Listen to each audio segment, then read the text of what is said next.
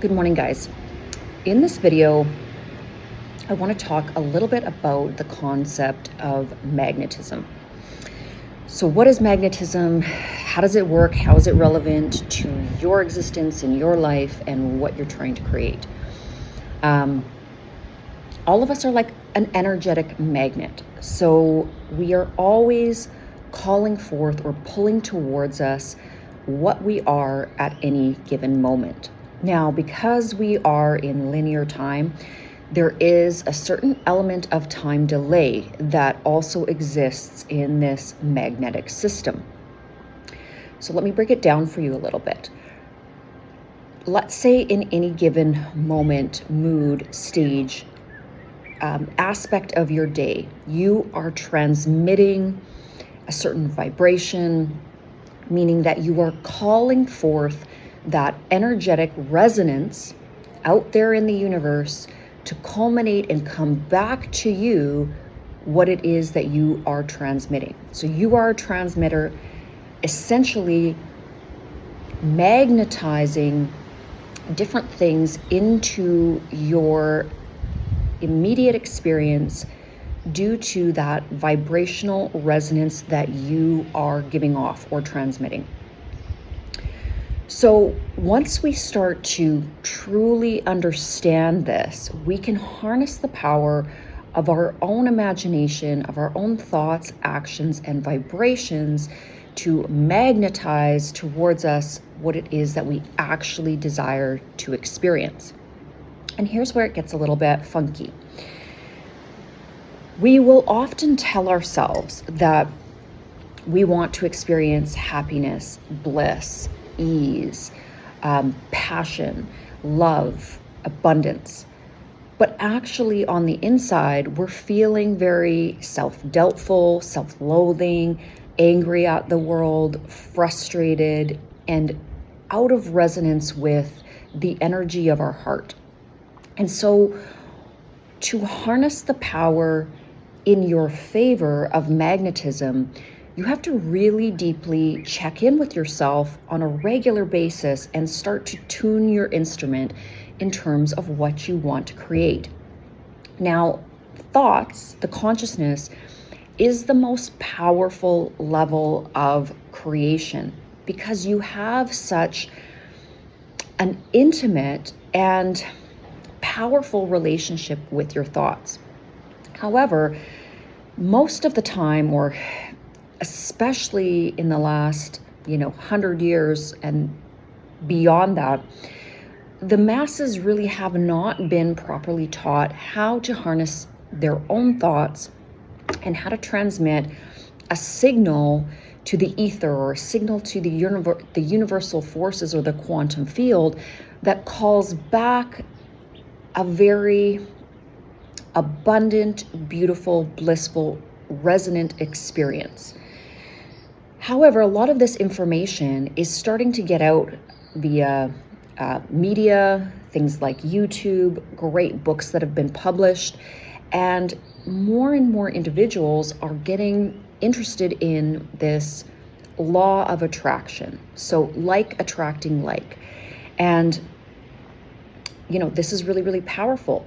I know when Oprah first really made this a movement in terms of North America, a lot of people really jumped on the bandwagon and, got excited about these concepts. But it isn't an instantaneous shift because we have to remember that our mental programming has been running in the background of our consciousness for many, many years. And a lot of times this programming is layered with trauma, with bitterness, with frustration, with pain and hurt and things that have happened throughout our lifetime, even previously. There's generational wounds, there's karmic wounds, there's all of these, existential things that are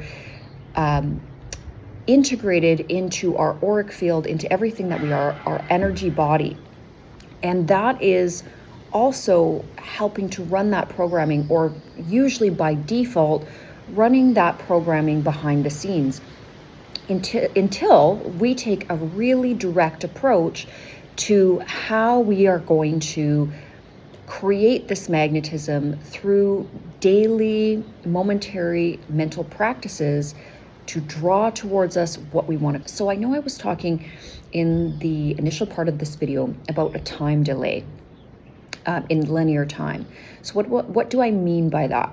Essentially, a time delay means that there is going to be an allotted amount of time between your original thought forms and what is out manifesting. So if you can remember back to ways that you thought even, a year ago, 5 years ago, 10 years ago, 20 years ago, all of that mental energy is spinning off into the reality that is being created for you now. So just because you start changing your thought forms, you start thinking positively and raising your vibration, does not mean that you're going to see immediate results, across the board in your life instantaneously.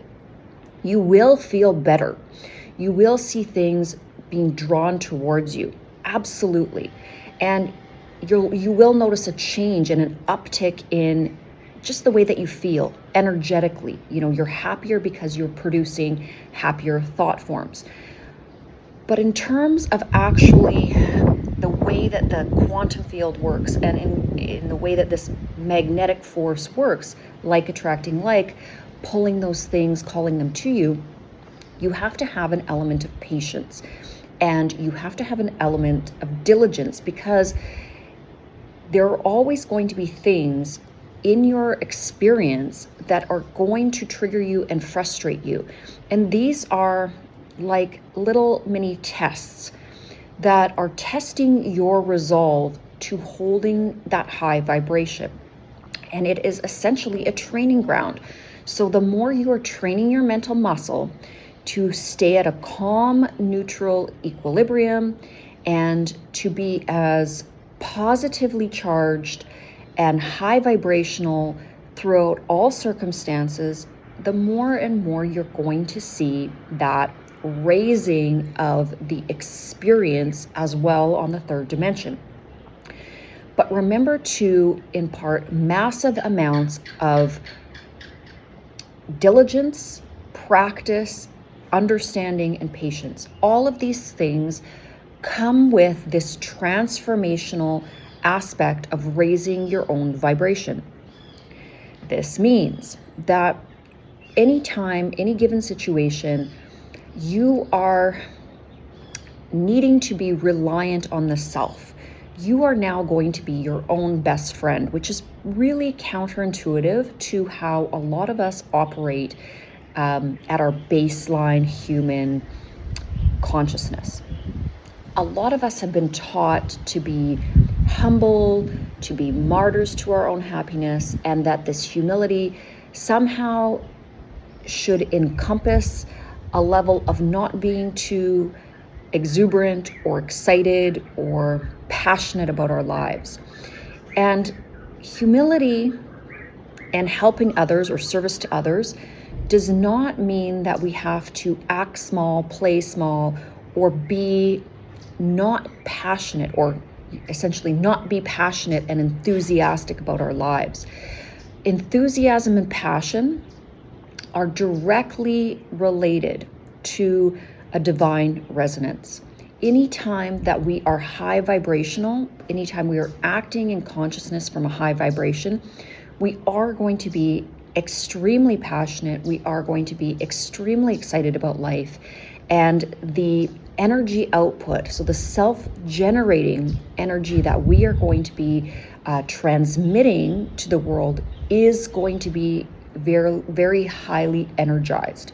And that's important to understand.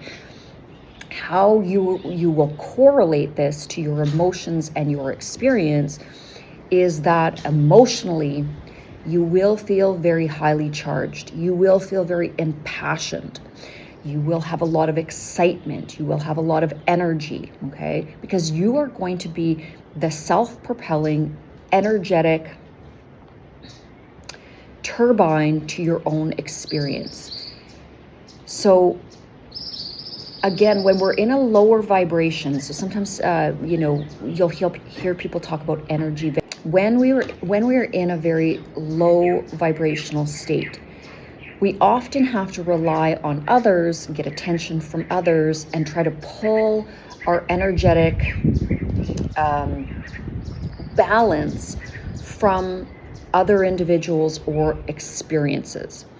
And this essentially is used to get us higher, to make us feel better, to lift us up, but it is not self-generated. It is us looking at the external world, the three-dimensional world, and trying to utilize the external to raise the vibration of the internal. And that's really not the lesson that we're here to learn. We're here to understand that we need to become the self-generating, self-propelling mechanism of our own energetic transmission. What that means in plain English is we need to learn how to make our own selves, our minds, our consciousness, our experience blissful on our own without anything on the external. And when we can do this, and when we can do this consistently, we become highly charged and highly magnetic. Now, what is the experience, or what is the default of this highly magnetic state? Well, it is going to draw towards you a lot of really fabulous manifestations of this high vibrational magnetic state. So you will start to experience the abundance of passion, the abundance of love, the abundance of having a wealth of exciting experiences, a wealth of exciting opportunities. You will feel great in your body. You will feel great in conversations. You will have deeper conversations, more meaningful conversations.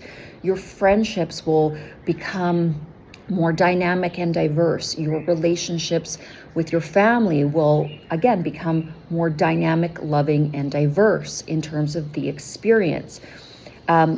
Everything will become an exciting adventure instead of a fearful, contracted experience. Fear itself will start to dissolve. The way that you acclimate in terms of the everyday outflowing of the experience will become more and more enjoyable. And as you enjoy it more, you open your mind to a greater breadth of what you can experience. So really, honing in on this idea that you are a magnet, that everything that you transmit calls back its equal. So, in a practical application example, if you are sitting and you're frustrated with your job, and you're frustrated with the environment that you're in, and you are creating negativity, you're within your mind, you're generating and transmitting a frustrated energy, what you are going to see that out-manifests is frustrating experiences. One after another, they will keep calling that same, or you will keep, by default, calling more frustrating experiences to you. In general, if you are not grateful, if you are constantly embittered by things, if you are constantly irritable and irritated, all you're going to find that kind of transmission calls back to you is more people, events, examples of things that will irritate you even more, which will in turn lower your vibration, and so on and so on and so on, because everything that you transmit comes back in a more powerful mirror to you. So that's why it is so important to learn as the mirror, as you are that mirror reflecting to the world through your consciousness, that by that same principle, if you can really transmit a high vibrational signal of unconditional love, of gratitude, of service to others, of beautiful, peaceful, loving, grateful, I know I said grateful, but grateful is so important, energy to the world, then that is a powerful signal that is going to be calling back that or those very things back into your environment, back into your life, but in a greater expansion of that energy. Everything that we create expands or acts as an expansion to our energy or a contraction to our energy. When we are in a state of expansion, we are calibrating at a very high resonance, a high vibrational frequency. The energy output is self-generating and high vibrational, so you're vibing high. When you are in this high vibrational state, you are experiencing very blissful, a very blissful, energetic, three-dimensional external experience. When you are in a state of contraction, so when things are contracting, that means that your energy is at a low point, you are not generating positive energy, then, and part of this, and I know I was talking about this concept of the energy vampire, when we are in low vibrational states, we need to pull energy from the external. And this is due to the fact that these thought forms or these emanations that we are transmitting, they are in a level of diminishment. So everything is contracting at that point. And that's not the state that your essence or your soul wants to stay at. It doesn't want to stay at a deficit. So it will pull from its external reality, from other individuals, from other transmitters of energetic frequency. It will try to pull their energy or an experience into their reality to start to up-level their energy or to start to raise into a state that is more expanded again. And when you or another individual is in a low vibrational state, they're not necessarily stealing energy or trying to pull energy in a malice way. It's just a natural reflex of what our essence wants to do to recalibrate itself. But what you have to remember about this is twofold. First of all, it's extremely important to guard your energy. So if there are a lot of individuals around you and if you are generating a high level of positively charged energy, you need to protect this energy and you need to utilize it for yourself and for your creation abilities. That doesn't mean we don't help others. It just means that we need to be discerning about holding that equilibrium. Now, if you are in a state where, again, you are depressed, you're in sadness, you're frustrated, you're irritated, you are angry, you're jealous, whatever these low vibrational thought forms are, you have to start paying attention to them because they are not helping your existence. They're not helping you in terms of what you're experiencing. And so attending to them, weeding your own garden, plucking them out, essentially taking those negative thoughts and banishing them, getting rid of them. I mean, that extreme example of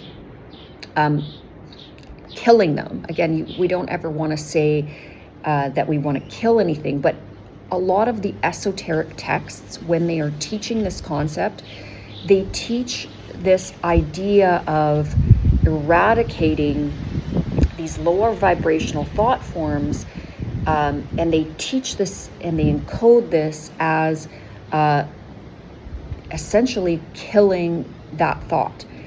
But that is still a little bit, even though it's encoded that way, it still has a little bit of a negative connotation. And obviously, as we can see, has been misunderstood gravely in terms of what we see out manifesting in the world. So a gentler way to look at this concept is simply to take that lower vibrational thought form and transmute it into a more beautiful thought, almost like taking a piece of clay or anything that you are sculpting as that sculptor, and taking something that's very rudimentary and very rough and molding it into a beautiful work of art.